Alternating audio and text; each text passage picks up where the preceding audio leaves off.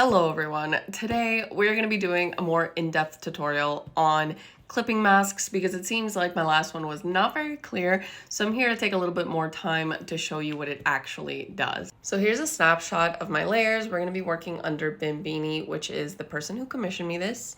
So what is a mask layer? Mask layer are these little black and white squares that you see next to and attached to my actual layers.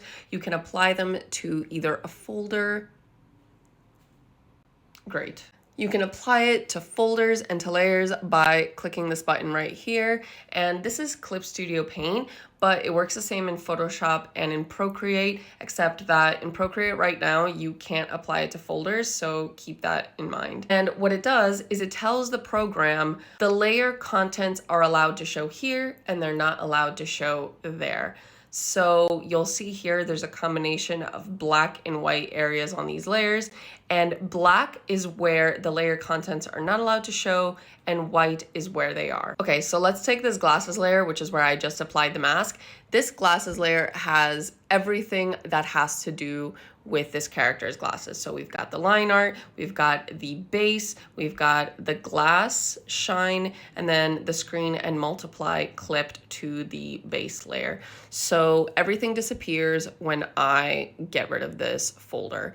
And here it's white, which means everything is showing. But if I go ahead and I take my eraser, select my mask layer, and I do this, all of a sudden, all of the glass layer contents start to disappear, and you'll see here little black areas appearing because that is where the glasses are not showing. Important thing to note, this little check mark right here, let's assume I want to create a masked area here, and if I go to transform now, you'll see that the masked area moves along with my entire layer. However, if I uncheck this and I make sure that I check my layer or folder and I now click transform, the masked area stays in place. But if I select the mask area and now click transform, you'll see that only the mask area moves.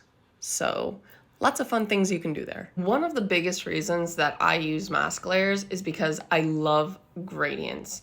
And so I like to make sure that my gradients are always seamless and that I can go back and edit them without a problem and extend them without a problem. So let's use these apples, for example. Right now I have a mask on my apples layer, and you'll see